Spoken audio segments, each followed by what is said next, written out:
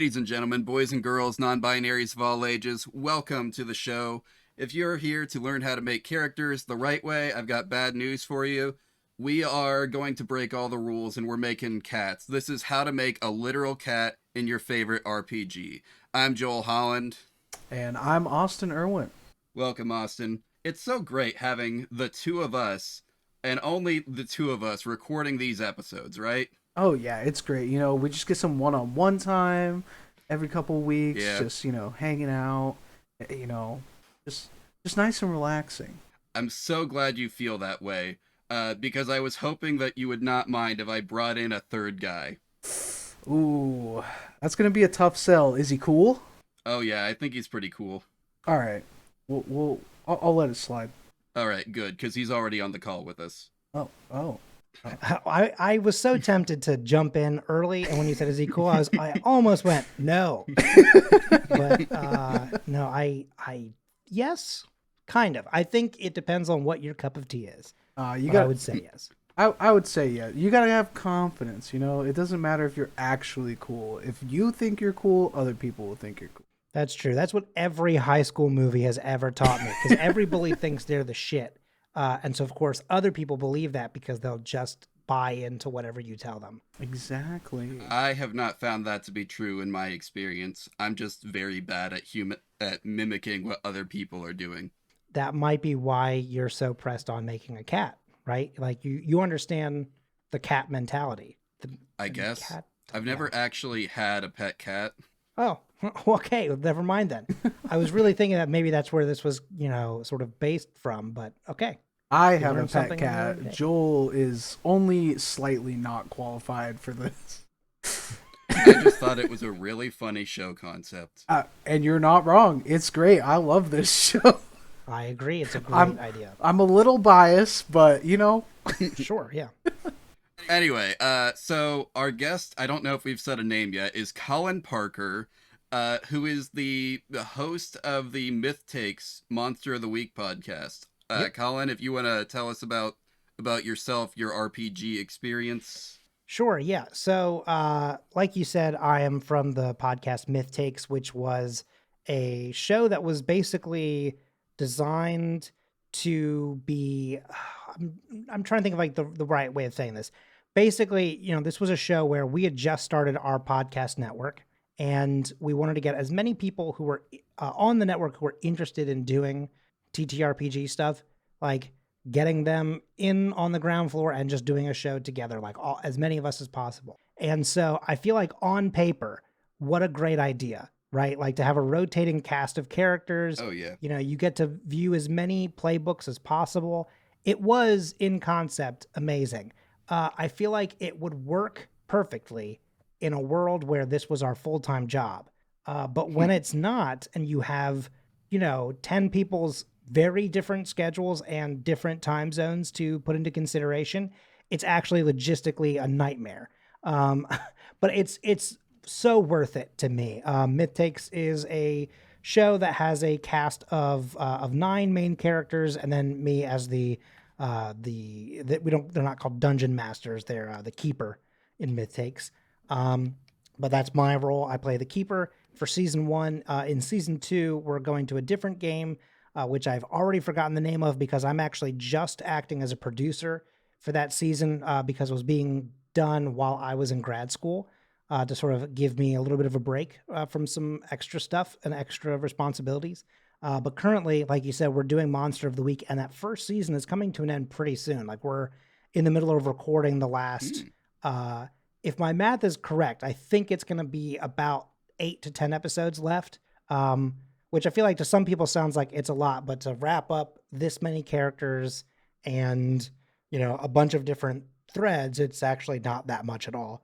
Because we're at like a point of no return is what I've called it before, where it's like, if there's any kind of side quest stuff you wanted to do, it's too late. Like we're at that point in the game. So, it's a lot of fun. And I love it very, very much.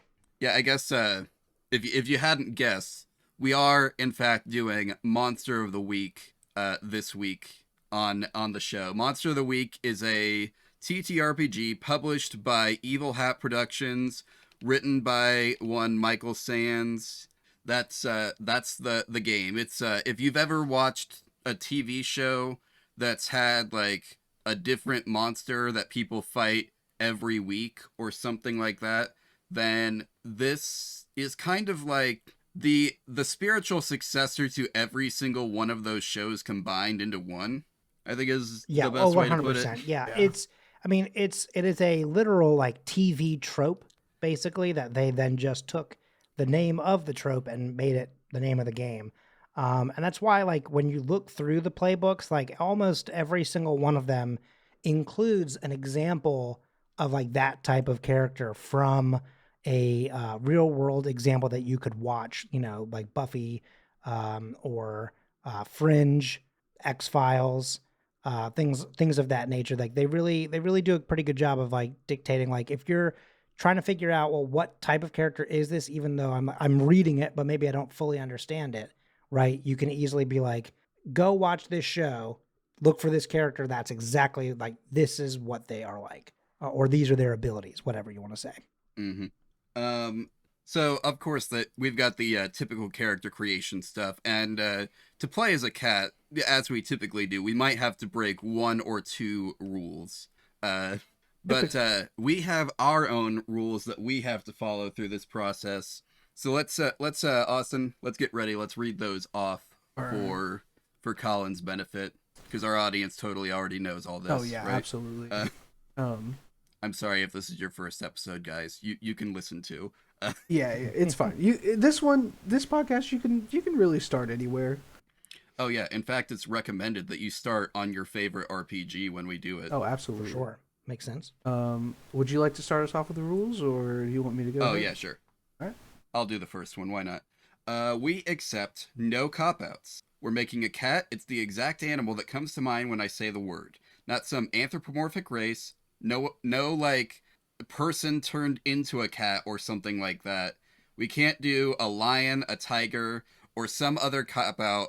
If it's too big to sit in your lap, it's not good enough for us. Exactly. Small dogs don't count either. No, that's Right. that's not even the right like part of the animal kingdom. Yeah, not the right genus is not the right word. I think Probably. I'm not a We've- science guy. we've had this same question come up several times and we've never Googled it. Scientists still don't know the answer, they say. But Yeah. on to the next one. Homebrew isn't real. If the rules don't explicitly allow something to happen, it counts as a rule broken. If we come across rules as written versus rules as intended, you know, like the rule says this, but it kind of means this, we go with whichever one says no. So most of our rules do end up being broken. Right. So if the game includes stats for a literal cat, this is rule 3. Those must be used or adapted to the game's character sheet. There are not many games that do this, it turns out. But when it happens, we're prepared. Yeah, we'll have that on lock. Rule number 4 is the character class, background, playbook, job, whatever, has to exist within the game's core rules or as part of an official expansion. No homebrew classes, as stated in Rule 2. Rule 2, it does not exist. Yep. Which sucks because there are a lot of great playbooks in this game specifically that are community-made resources. Yeah. Specifically, great ones for this character. There's one of them that doesn't even require you to be a human. Ooh. Right. Maybe Correct. that's a bonus episode. Yeah. Anyway, so rule number 5. The cat can learn any skill available to its class, even if it's not typically a thing a cat should be able to do. We once had a cat that could seal away people's superpowers because it worked for an organization that could train people to do that. One was a fun one. Rule number 6. If a tool would be physically impossible for a literal cat to use, even if comically downsized for them, they cannot use it. So your cat cannot pick up a gun or a wrench. No opposable thumbs.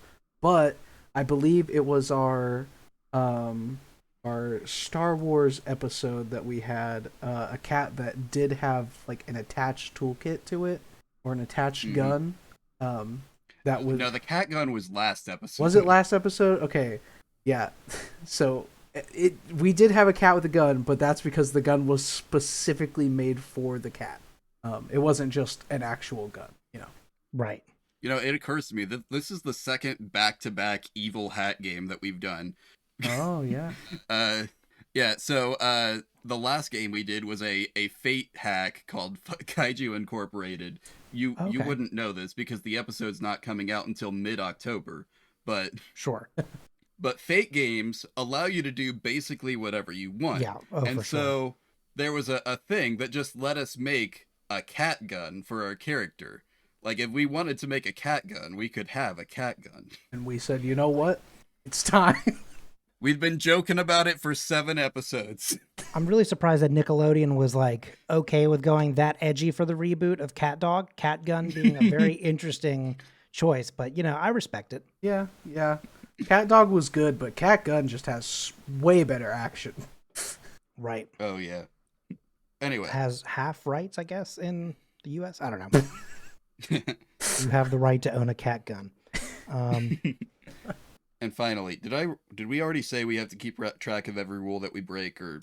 I don't know if we stated that it was an official rule, but yes, we have to keep track of every rule that we break. All right, and that's our rules that we have to follow. Any other rules that get in the way of us making a cat, we're just ignoring. I mean, that makes sense. Yeah. So anyway, thanks for the cool game, Michael Sands. We're about to break it. All right, let's get started. Before we jump in, I guess yeah. that would still be getting started. But just out of curiosity, what is the least amount of rules you've ever had to break? 1. Actually, no. There was one game where we literally broke no rules. Interesting. It was it episode 2 or 3 where we did power outage? I thought Power Outage was episode 1.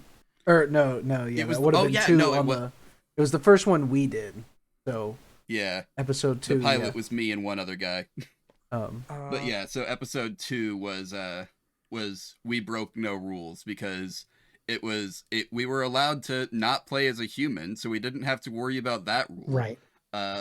We could basically allow we could turn anything that our cat could just kind of normally do into a power that could be used in game without actually giving the cat superpowers. Because like I could give you, some, super hacky things of like saying, okay, we could go with this playbook and like we could change these 3 rules if you really consider like this this stretch.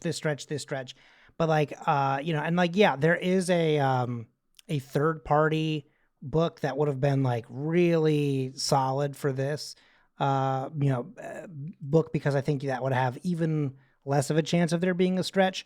But like I've been thinking about this since we first had the conversation, and I'm like immediately like my head goes to the book of the Monstrous, because there's really only one thing that to me is like leaning into inaccurate or whatever for the whatever word you want to go for, right? Mm-hmm. Which is just that under monster breed, it tells you that you're half human, half monster. But I feel like, if you're like, okay, in any kind of situation, if you just go to someone, you're like, hey, I would like it to, instead of being half monster, I'd like to be full monster. I don't think of any DM or keeper or whatever that's going to go, absolutely not. I feel like that's not even really a rule. It's just like, that's just their base description, and like that part is, I think, again, kind of part of your ability to, in a TTRPG, to sort of, craft around your personal narrative. There are, some, what are the like an aspect basically that, can be a little hefty. Like, you have a curse, right? But I feel like cats, to me, I mean, like, sure, cats can be lovely. They can be cuddly, but a lot of them are just like these little balls of hate sometimes. So like, if you start with the Monstrous, and then, you kind of change the monster breed thing a little bit just to say, hey, what if I was just a cat instead of a half human? You could immediately drop down to your curse and say, I'm choosing pure drive and picking anger. That's easy. And then you've got some moves that you can pick, which we can, go over. But like, I do think that Claws of the Beast make absolute perfect sense. Oh, absolutely. And then we can go back for the second move in a second. But to me, it's like you then look at your natural attacks. The first 2 right there. That's it right there, baby. Base teeth, base claws. That's That's a cat. I feel like Yeah, I guess that is. I don't mean to See, I hadn't speedrun the game, but that's the thing. Listen, you know your stuff, so if this is just how Yeah, fast you can make a cat, then by all means. Like I was looking at the playbooks earlier, and I hadn't considered the Monstrous because like it leans into like a supernatural being, Mhm. which is not the idea of our cat. But yeah, you're absolutely right. I had considered like if you're just going for a cat that has like absolute like the most cat possible, I was thinking like the mundane. That was one of the ones that I was going to say. Like, you could get kind Mhm. of hacky with it, but you could go mundane, and I think go that route for sure. Yeah, because I think one of the things about mundane that actually leans into a cat really well as well is it's basically the only class that lets you restore luck. Right, correct. Which is very much leading into the 9 lives thing. I think the fun thing to me about like the moves in the Monstrous, right, is that so many of these fit to what an actual cat is. Because like earlier, I was like, Claws of the Beast makes total sense, right? Mhm. But like Hmm. just looking at these, like Immortal, right, is funny because it's like, you don't age or sicken. Because like to me, it's like, okay, you would think something is immortal if it had 9 lives and could just continuously live and outlive you, right? Hmm. Yeah. Unnatural appeal.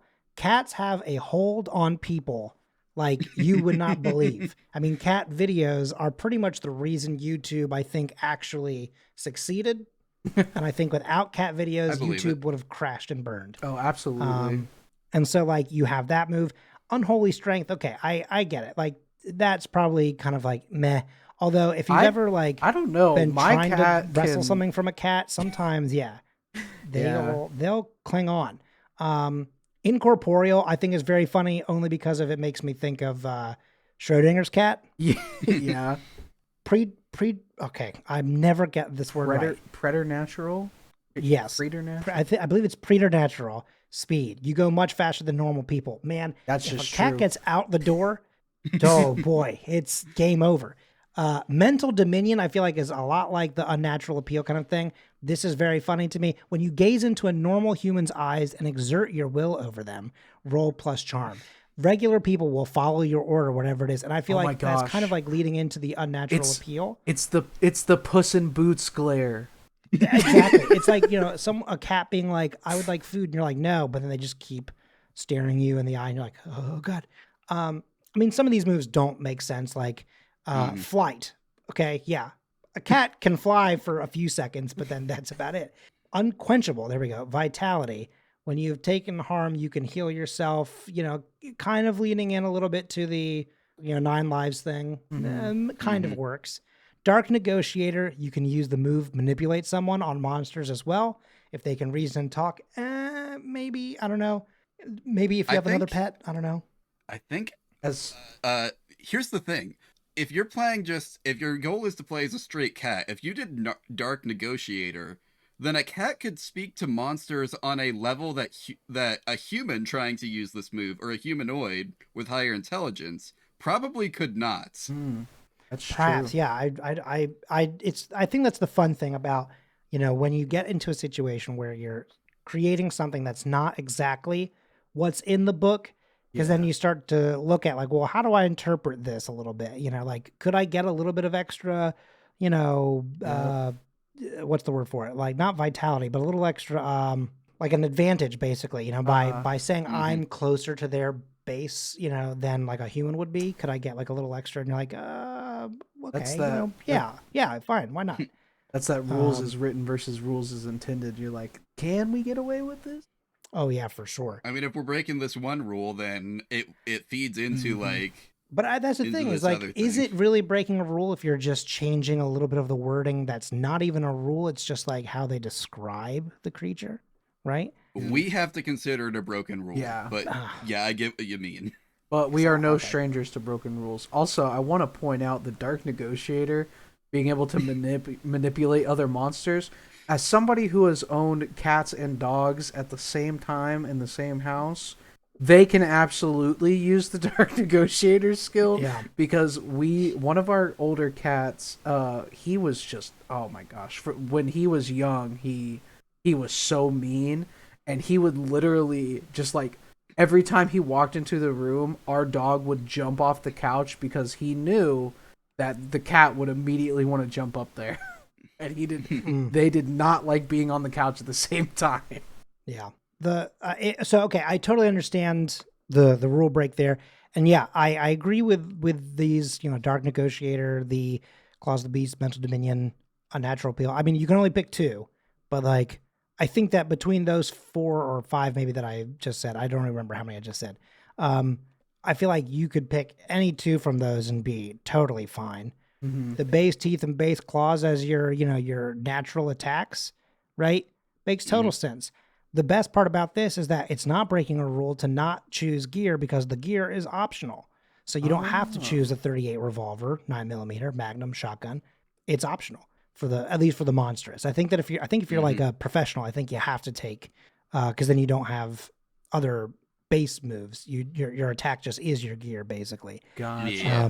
But like here with a cat, it's like, all right, can I curse? Am I allowed to curse? I don't think I have yet. Why not? Yeah, Sure. I was gonna say if you're as a cat, like you don't have to say, sure, I'll take a shotgun. You're like, fuck it. I've got the teeth, I've got the claws. What else do I need? That's got true. my cat-like ability. They have the evolutionary advantage. They're built for this. Exactly. But yeah, so I mean, I feel like between all of those, I guess I can accept that by changing part of the wording of the description being a rule change. I mean, I feel like that's one. I think that's one rule change. Yeah. So. Like all we've really done is say you're fully monster. Yeah. And Which, depending on who you ask, they could think that cats are just monsters. yeah. Yeah. I feel like we could change one more word and say you're just fully creature and still be correct. Yeah. Because cats aren't like what was it that Monster Care Squad used to describe? Oh yeah, we haven't done that game yet. But like, there's a game called Monster Care Squad. Everyone, just for context. And it kind of describes monsters as beings that are above other creatures, but not quite gods. Huh. And I feel like that's Kind of a fitting description. I mean, look at ancient Egypt. Cats were yeah. very much above people at I'd say multiple points in human existence. I feel like Okay. that's why they are the way they are today. Like Yeah. I'm never one to like be like, I'm gonna blame an ancient civilization, for all of our problems with like anything. But like I would say that as far as like cats' attitudes as to like how important they are within like society and like a household structure, definitely the Egyptians set us back a little bit. Like dogs, if you're like fetch or whatever, they'll go do it. With a cat, if you're like, please stop clawing the furniture, they're like, you can't tell me what to do, peasant. That's why the only thing I let my cat claw is the furniture, because it's already old anyways. I'm like, I'd rather you scratch up the furniture a bit than scratch up the walls. Oh, okay, yeah, that also helps. yeah. But even if they're scratching up you, then you still get your security deposit back. Yeah, oh, exactly. Right. And I can use that security deposit to buy him a real scratch post, which I actually did buy my cat a scratch post, and he's never had one before, so he just keeps looking at it like, what do I do with this thing?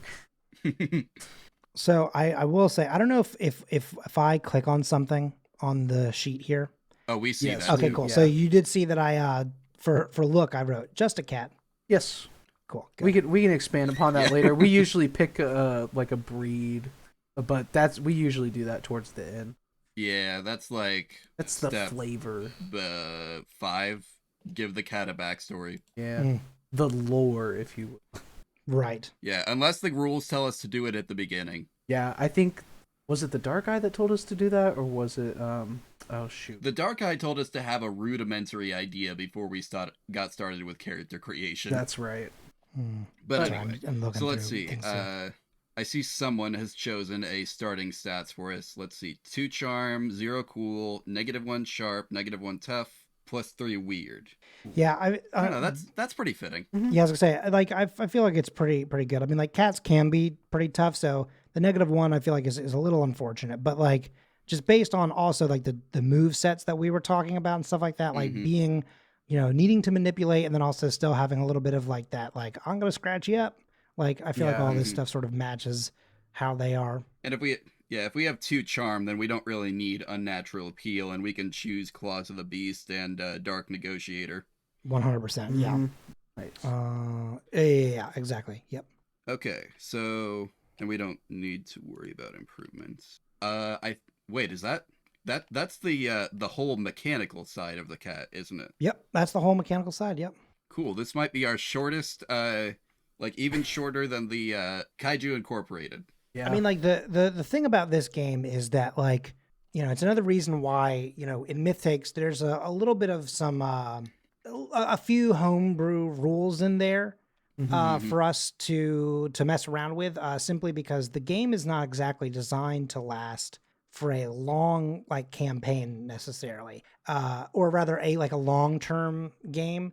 You can, you know, keep using those same characters, but you know, for a podcast, for us to run through our luck points as quick as we technically have, like I give them the occasional like, okay, take one of your luck points back. It's been enough time. Yeah, You know, because like 7 seems like a lot, but like when you get into a desperate situation, then suddenly spending your luck is not Right. like well, but also like because it's like quote unquote, you know, monster of the week. The idea is that, you know, you're really, most people are probably creating characters and, you know, like a world and stuff like that for literally like a session, Yeah. maybe 2 or Mhm. 3.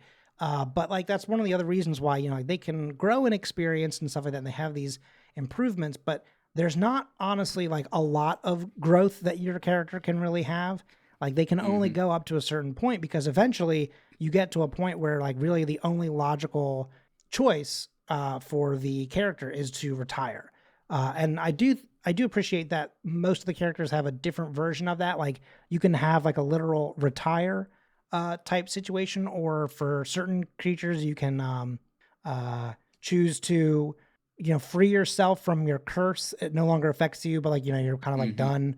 done. Or for some creatures, like including this one, actually, you can turn yourself evil again. And then what happens is you retire the character, you go fully evil, and now that character sheet and that character that you created can now be used by the keeper as a potential threat down the road.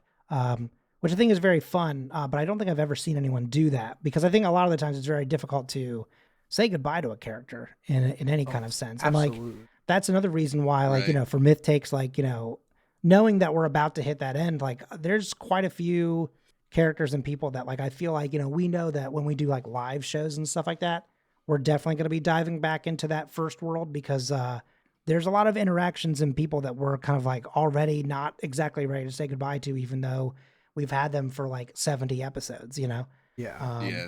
I mean, but, I feel that way, like yeah. just running like my team campaign of like Oh yeah, for we've sure. had multiple times where like a character in story just kind of had to die, or Mhm. had finished, like they had wrapped up like their major plot points. And I remember specifically we had one who had wrapped up after an arc, and the plan I had originally planned to keep going, but my player, she was like, no, I think that her story's done, so now we have an NPC instead, because everybody in the group was like, well, we don't want her to just be gone. So Right. she is now an NPC that still exists in the world. She's just, you know, Or like her- retired, injured kind of thing. yeah, her time in the limelight is over because she completed the things she got set out to do. Right. Yeah, we have a little bit of that kind of going on as well. We have I won't give any spoilers in case anyone here listens to the show or anything like that, but like we have something that's Me. coming out pretty soon of a situation that was kind of similar, like where we had to really discuss like what it meant for ending certain characters' stories. And that's also happened before in the very beginning. For example, like there's a character that was truly meant to be a one off character, and people loved them so much that like it became a thing of like I had no qualms necessarily with potentially killing that character, like this NPC, like if they didn't save him or if they didn't get him out of the way in time or whatever, but like people were like ready to riot if I just immediately killed him, kind of thing. So I was like, okay, maybe I'll, you know, find Is a it way the cab to driver? Sorry, yes, it was Terry. Yeah. So like Terry was like a situation where I was like, okay, I guess Terry will just be like out of harm's way for now, because like people immediately latched on, and like I had like multiple storyline requests like for like how they wanted to interact with him on a future date. Mm-hmm. So I was like, okay, all right, I guess I'll just find a way to, knock him out basically, so he's not considered a threat during this scene. And I'm glad that we did, because like it created, a bunch of fun little things, including one of the characters ending up like dating him. Um, Oh. and stuff like that. And like it's very, very sweet and very cute, but like it's also just so funny. I mean, like he was such a fan favorite that one of our players, Jordan, uh, did a one-off episode, like a one-shot with me, where he was the DM, and then I played as Terry, and it was like Terry having a nightmare. And then Jordan sent me a shirt that says "Night Marinara" on it, because he loves meatball subs. So it's one of my favorite T-shirts. And again, it's just all of that. Like this was a character who I didn't name after any fans or anything like that, because I just needed him there for moving part of the story along, getting some information out, and then just hightailing it out. So I was just like, his name is, I don't know, Terry. I just kind of threw it out. And then immediately it was like one of the like top 2 favorite like non-playable characters. Yeah, that happens. So I did a City of Mist game like a few years back, and there's this antagonistic force called the Gatekeepers in City of Mist, and there was one agent that just kept like trying to bureaucracy their way like to keep the players out of like situations, mhm. and the players liked him. So like it just ended up being that like there was a dramatic turn of events where they had to save him, and then he was just an ally that helped them fight the final boss. That rules. I love it when stuff like that happens, though, because I think Mm-hmm. I think just about every like campaign has one of those characters that you just bring in, kind of not thinking about it, and then Mm-hmm. boom, they're front and center for a while. Right. He wasn't a cat, but I had a character in Mythics as well that was based off of an actual cat. Uh, there's a cat in our family whose name was Mongo, and while he was not my cat, that cat absolutely loved me. Like when I was house sitting or watching after him, while his owners would be out of town or whatever. Mm-hmm. And I'd just be staying there. Like if I was in the house, he was like either on my lap or like sitting next to me. Like he like could not leave me alone. And like that was okay, because he was very cuddly. He was very gentle, very sweet. He Mm-hmm. was a great, great boy. Nice. And one of the things that I used to do for a while was like occasionally while they were out of town, I would send these little videos of like me doing like a voiceover of like what he sounded like. Right. And like, and would send those to the families to show to the kids. So they'd be like, oh, Mongo's having fun. And so I would do these little stories. And so then like I wrote him into our show. And yeah, I think one of the most tragic things for me was that like I wrote him into our show, and he was actually, funny enough, a Monstrous as well.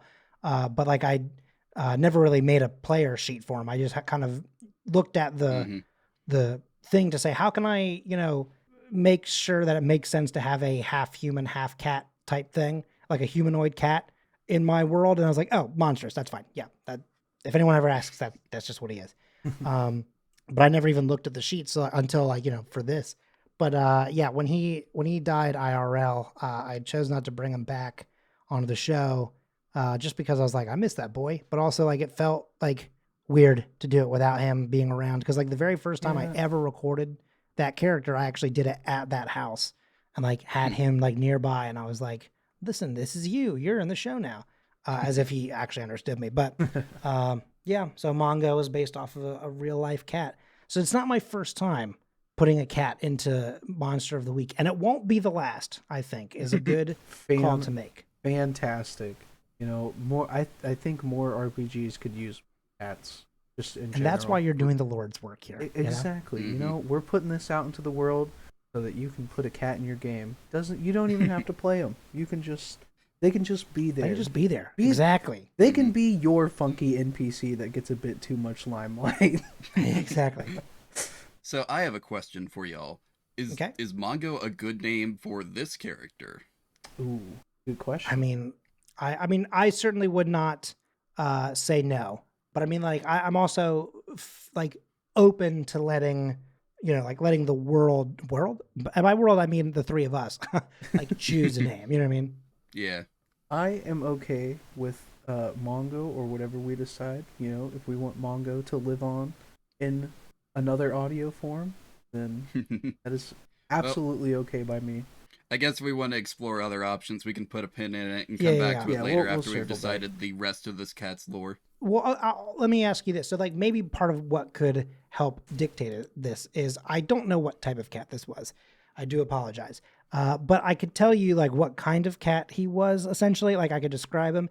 And if you're Mhm. like, oh, yeah, we've had a couple cats like that before, then maybe that's like a good indicator that, like, we should definitely go, like, another route. All right. But if you're like, hey, we've never had that type of cat, like, then, like, maybe that's our sign that Mongo is the choice. So he was like an orange cat, the types of cat where like they look like they're big and chunky, but really they're just they're mostly fur. Like he had really honestly such a small body, but he was just this big floofy kind of cat. Hang on, I'm desperately looking for a picture real quick. It's been a couple years, so if I can quickly find this one picture and then I'll just drop it in our chat. Someone who is better than me at like the names of cats or like the types of cats might be able to go, oh, that's a, Yeah. Breckenshire Yeah. Yeah. stonk cat. And Let's you're see. like, We Agent Meow, aka Sergey, was an orange cat, wasn't he? Yes, I believe so. Um, was that your most recent one? No. Sergey was from the Modern Age episode, which I think was episode 3. Okay. yes. It's like it's been a while since we've had it. Wait, what color was Peter? Wait, Peter was a tabby. Never mind. Yeah. I think I'm trying to see. It's like I don't know. Looking up orange cat breed. There's so many that can just I know. be I'm so sorry. orange. I mean, that's fine. It's all good. Wow. Mostly I'm starting to realize how many years ago this would have been, and like that's what's also like somewhat depressing to think about a little bit. Where we're like, yeah, I've only not had Mongo for like a year or whatever, and then you're like, oh, I'm in the middle of 2019 right now, and I still haven't found a picture of him. Here he is. Okay, well that's a video, but here we go. There's a picture of him and me. Let me just real quick drop this in. He's a little bit poofier than this picture might imply, but it's just because he's like kind of squatted down a little bit. I'm dropping it in. oh, Yeah, that looks kind of like the cat that we'd envisioned as Sergey. Like, I think Sergey was the cat that I modeled our like I looked up we made that episode and then I made the logo that we're using now. mm-hmm. And it's kind of a similar kind of cat to that. Yeah, it looks kind of like a Maine Coon. A little bit. Maine Coons are huge though. Yeah, they are very large cats. I had a roommate back when I He was like first medium started sized. college that had a Maine Coon, and he was chunky and fluffy. He's like 15 pounds. Yeah. Oh, a good Yeah. boy. I know this was, okay. Again, this was one of those things where I took that picture the day before, the day that I left. Mhm. So like the day that like they were coming back into town and I was heading out, I was like packing my stuff up, like that morning, and I still had a few hours left, but like a couple of times I went to pack up my backpack and he was just like sitting on the backpack. Mm. And I was like, "Oh, I don't want to make you move. Like, it's so weird that like you've never done that before. But it's like, it's kind of cute that it feels like you're just like looking for an excuse to be close to me. But like, because I'm moving around, like you can't. So you're just like sitting on something of mine. And then like, eventually he did move and I packed it up. And so when I was like getting ready to say goodbye, which again, weird behavior probably to say goodbye to a cat that's technically not yours. But I went, looking for him. And not once ever in the time that I'd, stayed there or whatever, did I ever find him like chilling in like my room on my bed, Mhm. And yet when I was getting ready to leave, he was like lying down where I, would have slept every night. And I was like, okay, goodbye. And I was like, I love you, whatever. And, took a picture of him sitting there. I was like, oh, it's like really weird that it feels like he knows. And it's like, I walked out that door and the last thing I said was like, I'll see you soon. Cause like I was still over at their place, probably every other week, every 3 weeks or whatever, just to say hi or to hang out. Yeah. And like a week later, they were like, I have some terrible news.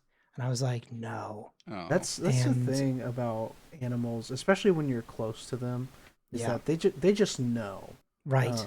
And it's so weird because like you said, you notice like this, like not his typical behavior, and It was just one of those things where, like, I think in my heart and in my mind, I don't think I expected that because he was still fairly young. Mhm. And so, like, in my head, I was like, this must just be that, like, we're getting even closer. Where it's like, you know, now not only does he want to just, like, hang out with me, like, on the couch or whatever, but now it's to the point where if he knows I'm in the house, he wants to be on, like, near my stuff instead of near, you know, this person's stuff or whatever. You know, maybe he's starting to like me more, which is probably definitely not the case, but still I was like, oh wow, that'd be crazy, right? I was like, maybe he's imprinting on me or something. I don't know. It was really weird that I was like that, like pressed on like this boy, and I was like, this is my son right here. He's not my cat, but he's my son. Yep. And then again, like I was like the first person they told that wasn't like immediately in that house, and I was like gutted about it. Yep. There you go. That's my little Mongo. What's the word for it? Like immortalization. Oh. Mm-hmm. Well, I'm cool with describing the cat like that. If you guys are, there's one other thing that like there's not like a spot on the character sheet for it, but we could decide what weird move goes with this cat, because like I'm not sure use magic is Right. Mm-hmm. I've got it pulled up here. There's empath. When you open up your brain to feel the emotions of something right there in front of you, roll plus weird. Illuminated, when you telepathically ask the secret masters for aid, roll plus weird. If we had chosen like having like, what is it, the patron that doesn't know you've changed sides or whatever, Oh. what was it, Dark Master, then Illuminated might make sense, but I don't think it would for this one. No limits. When you push your body past its limits, roll plus weird. That's a maybe. Yeah. Past lives. When you channel your previous incarnations Oh, that's to the discover one. something. Yeah. The past lives. That Because would- 9 yeah. lives. That I thought that one would be funny, but there's where is it? Trust your gut. I think trust your gut might be better. When you consult your instincts about what to do next, roll plus weird. Because like we're a creature that operates on instinct. Yeah. Oh, I'm really up in the air because I like both a lot. Past lives is funny and thematically relevant. Trust your gut makes more mechanical sense, and I am fine Right. with either answer. Do we Same. usually go mechanical sense though? Sometimes we have, but usually Sometimes. if there's something that seems more entertaining, we lean that way. I do really like the idea of just having this cat look onto its past lives like. Like the See, avatar state. Yeah, that's exactly what I'm thinking of. It's like the avatar state of like, do I think I can make this jump? And then it like looks over, it's like, hey man, trust me, you can't make that jump. Yeah, exactly. One that like clearly is a little bit squatter, you know? Listen, I've tried to make that jump myself. You do not want to make that move. You do not even want to That try. was life one, buddy. Yeah. All right. Let's go past lives then. Yeah, yeah. I guess we can just put that in the history and notes. And then we need Yeah. to come up with like the history part of that. To where? Where is that? It's at the I've just added it to the to history. Oh, and okay, now I notes. see it. There's other moves. There's yeah, on the other row further down there's actual. That's cool. I didn't know that was an option in Roll20. Huh. What do you know? I don't know if we need a description or if the people who play this are just gonna. I can try and copy and paste in the description. I am terrified to see how that formatting is gonna translate, but Actually, it didn't do too bad. wait, did you already do it? Yeah. Oh yeah, you did. Yeah. Cool. Oh, wow, cool. Yeah, that Well, worked. Could have been worse. No, Yeah, and I definitely. think that worked perfectly. Like it's got like, you know, a little bit of like do they use what's like HTML? Like can you do like a bracket BR bracket or not, it's not a bracket, what's that? The little V shape. the break. You know what I'm talking about? Yeah. Yeah, can you add breaks in there? Would that work? I'm just Good gonna hit question. enter on each of the bullet points. Yeah. Just give it like an extra space. Yeah, maybe it'll. Anyway. Threw a BR in there somewhere, but I think it just went away Oh, cool. when Good. when Joel started adding. That's fine. I think the bullet My points bad. I definitely probably overwrote your stuff. Maybe. That's totally fine. I don't think the break would have worked. Either way, anyways. it's not terrible. Like it's all still in there. So Yeah. And besides, I gotta take this off Roll20 and put it on a real character sheet. Oh So yeah, Yeah. because I can't add this to the Google Drive. yeah. That'd be a little No, tough that to actually- export. Not with that. I bet you. Hang on. I wonder if I do. I mean, I'm just saying if you hit print and then save as a PDF, Ooh, yeah. it's got. It Oh, looks can you do that? fairly. Although it does not seem to recognize that there is more further down the page. That's the only. It's not fully recognizing how long this is. So I will say that's the only. That's if you can open it up on mobile and do a screenshot and then say save whole page. But that's a whole other bunch of extra stuff to do, huh? Yeah.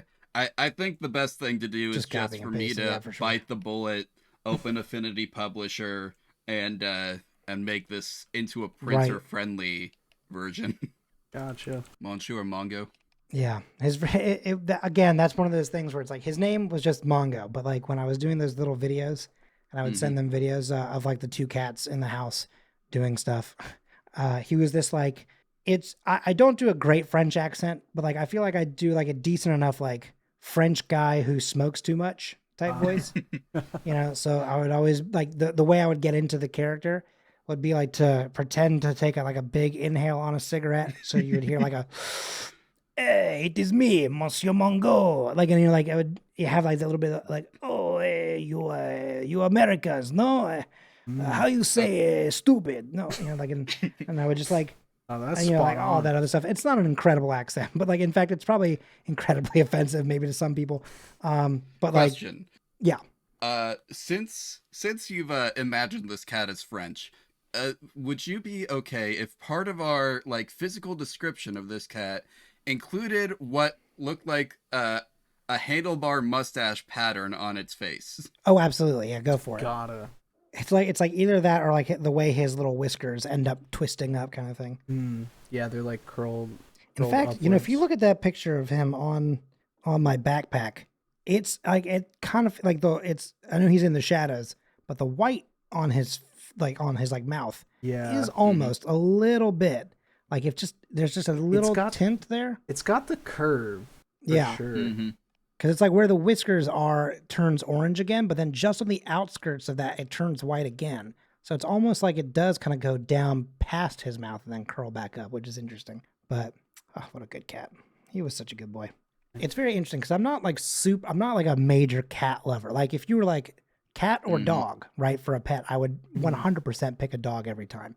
But I have in my life had two cats that like could not get enough of me, like were like desperate to be around me at all times. That was one of them. And then a former roommate of mine, her cat Ellie, just loved me to death, but also was like 2 years old, so had not fully figured out how to like operate yet, if that makes any sense. Yeah. So like he would try to like climb up or jump onto something, and if there wasn't enough space, he was like still trying. And I would just be sitting there going, your claws are in my, stop, Yep. stop. You can't climb there. And he's just like, what? No, I'm just trying, let me just get in your lap. And you'd be like, there's literally no space. I don't know why you, please stop, you know? Or like he would like bat at my stuff to try and make room for himself. He would sit outside my door and just cry. Oh, it's a Yeah. lot. If you're living with kittens, I learned at a very young age, you just gotta have long pants on at all times. Yeah. Because they will see you and they'll be like, oh my gosh, I want to hug you. And then they will just claw directly into your skin. And see, that's the problem. Like if I lived in a place like Wisconsin or something, right, it would make sense. I'd always be in long pants. Yeah. But I live in New Orleans. I'm in shorts and like flip-flops almost year round. You know, like the other day I went somewhere and like I have like gym shoes and stuff like that. But like I was going somewhere where I just needed to wear like pants and like normal shoes. And I could not find my shoes for the life of me. I think the last time I wore them was like March. So I was like, where the hell are my shoes? I was like looking all over the apartment. Like, how did I lose these? They haven't gone anywhere. Yeah. But yeah, no, great cat, good, good boy. But like he, again, just was like, cool, you're home. Can I just like chill? And you'd be like, well, there's literally no space, like, because I'm sitting at a table. There's no room for you. Like there's a lip here. Do you understand? He'd be like, no. So I'm going to try. He'd be like, don't Don't. See, my cat does that now where like I'll be sitting in my in my chair at my desk, and then he'll just like sit there and stare at me, and I'll be like, "Bud, you can't jump up here right now." He's tried on many occasions, but I don't think he actually likes sitting on the desk. He just wants to Right. be like with me, Right. because he'll be up on the desk for like a couple seconds. I'll pet him, and then he's just like, I'm out of here." Whoop. He's like, thank you for paying the tax. Yep. And I'll tell you one last little cat story, and then we can finish up the last step here. Yeah. But I'll tell you the Ellie cat, like the one that was like my roommate's cat, Mm-hmm. does live in a podcast somewhere. Oh. In terms of one time I was recording something with Jordan Reed, a guy who's on our network here, and we were recording like a little like interview like thing or whatever. It was just the two of us, and the cat next, on the other side of my wall, was in his owner's room, and he sat down on the edge of her like electric piano. Mm-hmm. But like, when he was really little, like when he was a kitten, he didn't weigh that much. So like he could jump up onto that little piano and kind of walk around on it and it wouldn't do anything. But he had finally gotten to the weight where if he sat on one end to then try and climb up onto the chest of drawers, he now weighed too much. And Ooh. so the whole piano and keyboard just, fully lifted up and toppled over. And then, of course, he panicked and tried to jump, and then he knocked some stuff off of the dresser. So we're in the middle of recording, and then it's just like, bam, bam, just like all this kerfuffle. And I went, hello? Like out loud as she's going, oh my God, at the top of her lungs. And Jordan Reed goes, did your house just explode? Like, it was so much. And she was like, I'm sorry. I know you're recording. He just knocked over like half of the room. I'm so sorry. And you can like barely hear that like through the wall into my microphone. But I was like, if everyone's okay, it's no big deal. But yeah, anyway. Incredible. Cats just don't know their own strength or weaknesses, really. For sure. There is something very enjoyable though about like cats thinking that they're graceful or whatever, and then being totally wrong. And like, the way that cats act when they are embarrassed is extremely funny. Just pretend it didn't happen. Yeah. Right, and they're just like, kind of like, you didn't see that. I don't know what you're. they just look away from you, and then they look back and they're like, man, who did that? Exactly, yeah. Like, whoa, that's crazy. I can't believe you did that. And you're like, no, you did. Like, I don't think that's. I don't recall. God, is it warm in here, guys? What's going on? All right. So anyway, let's bring this back together and come up with some cat lore for this guy. Okay. What is Monsieur Mongo's lore? I definitely think that he is like, he's seen some stuff, like obviously as a cat, he didn't literally fight in the war, but like he was somehow nearby a war or whatever, like just was, he's been around the fighting. So, like that's why like there's that little bit of like that he smokes too much, like, and he's just like, the things I have seen. Maybe one of his past lives died. Yeah, in the that's war. Oh, that's a good idea. That's a good point. Yeah. And it that's sticks like with one him. of the other character sheets that I thought of for this kind of would have worked with that lore as well. Like I thought about doing like the Wronged or the what was it, the Seeker, because both of those would be like, oh, you've had an experience with a creature in the past, and now that's what drives you. Right. He's like, have you ever seen these things? They are called dogs. They will mess up your life. No? And you're like, whoa, dude, it's just a dog. And he's like, no. It is more than just a dog. Stan, that monster took everything from. I had a beautiful seat right where the sun hit on the carpet. Never got that spot back. And you're like, good Lord. Man, there's other things to worry about. Have you seen the economy?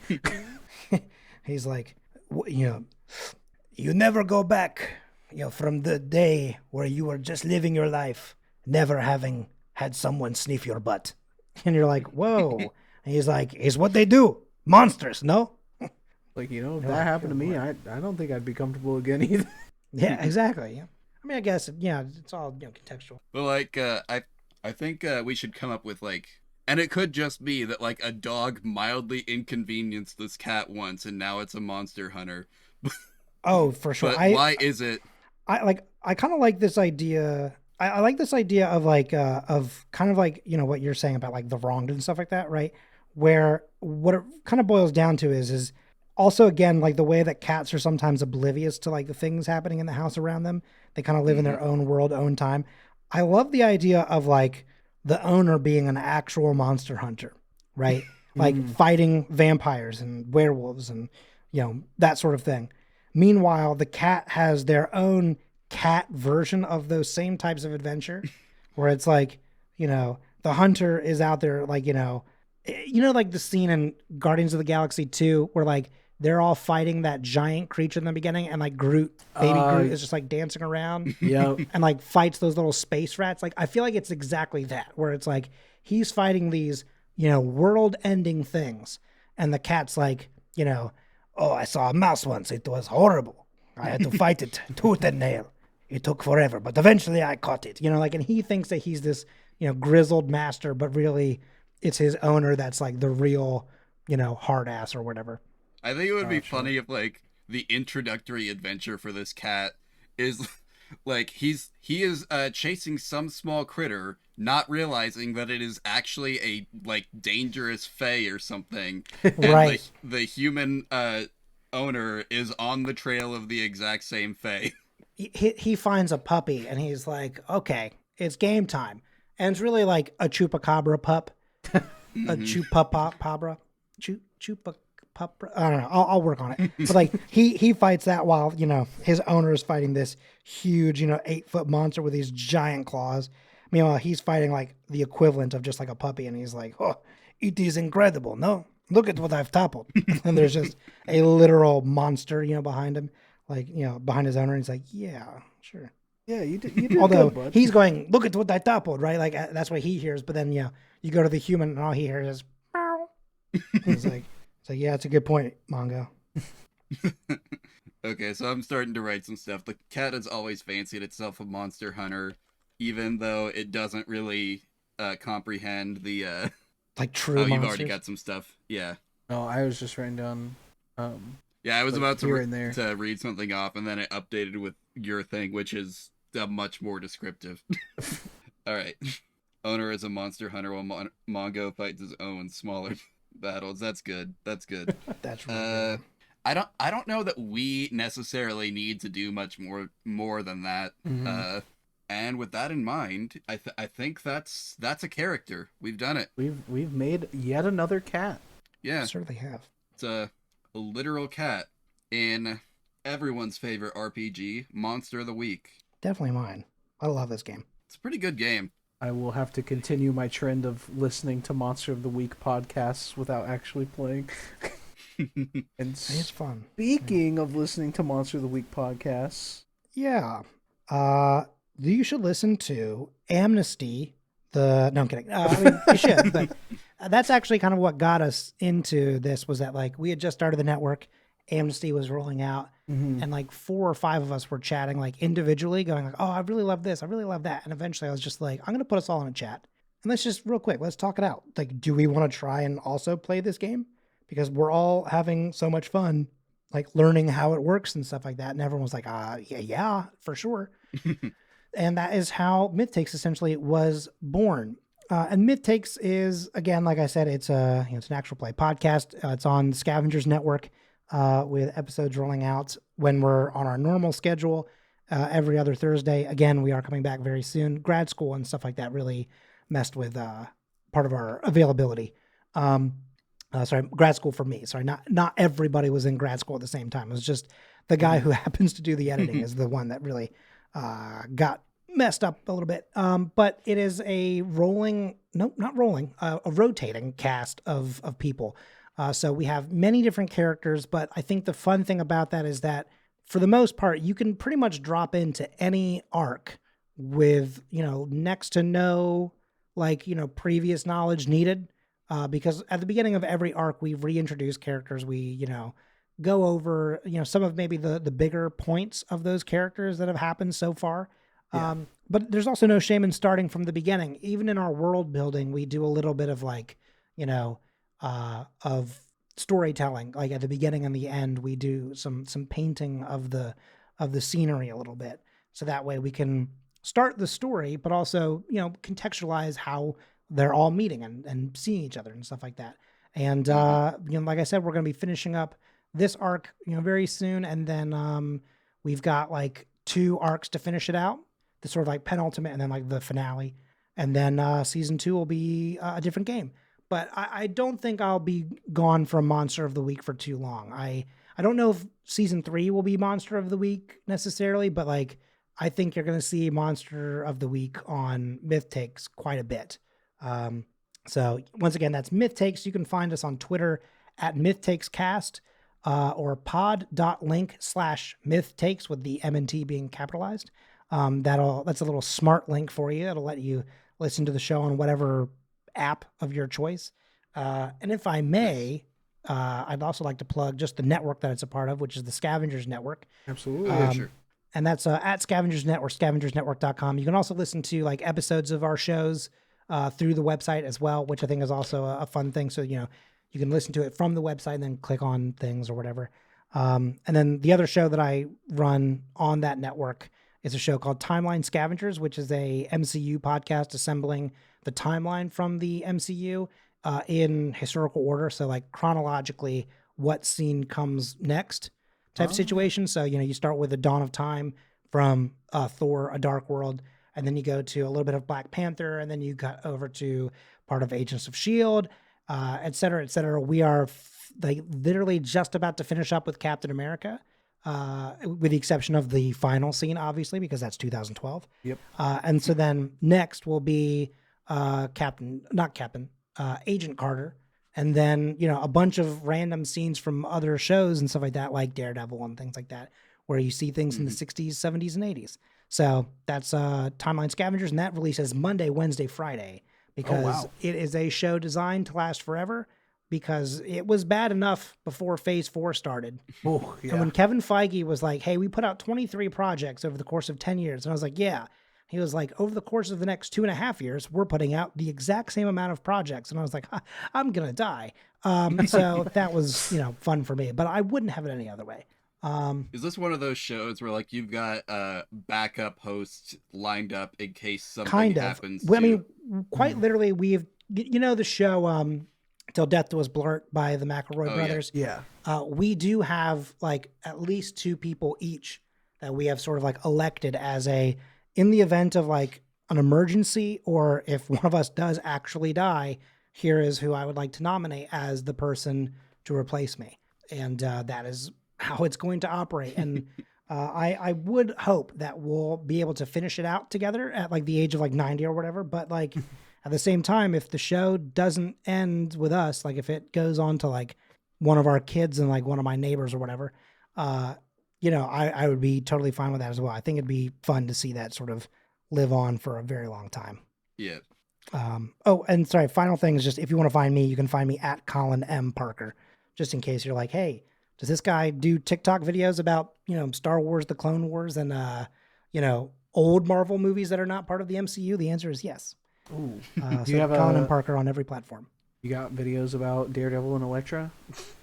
Not yet, but they're coming out soon. Ooh. Oh, actually, Daredevil has come out, yes. But Elektra is in like 2 weeks, I think, is when I publish that one.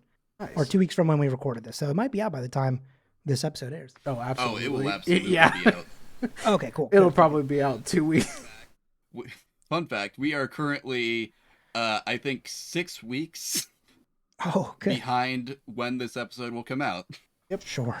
That makes sense. Hey, we've all been there. You know what I mean? Mm-hmm. We all have backlogs. It's nice to have a backlog. Oh, I mean, timeline is like a month in advance, I think, at this point, or more, actually. We're like, I think we've recorded like well into 2023, I think, at this point. Oh, wow. Nice. Yeah. I mean, the holidays we're trying to keep the backlog backlog for this show down to like, but what is it, 4 weeks or something like that, just so we can remain topical. And if we announce something, then it's still relevant by time the episode comes out. Right. Yeah. Right. Absolutely. I totally get that.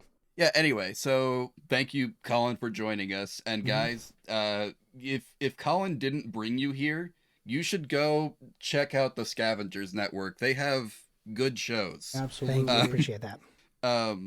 Even if Colin did bring you here, just go check out the Scavengers Network. Anyway, I can usually have on, well, basically every social media and YouTube and whatnot, my name spelled backwards, but because that's hard to just say, I have a short link thing for jholland.start.page, which has all of my links. So that is how you can find me specifically on my Twitter, my Tumblr, my TikTok, which don't follow me on TikTok because I'm not posting videos.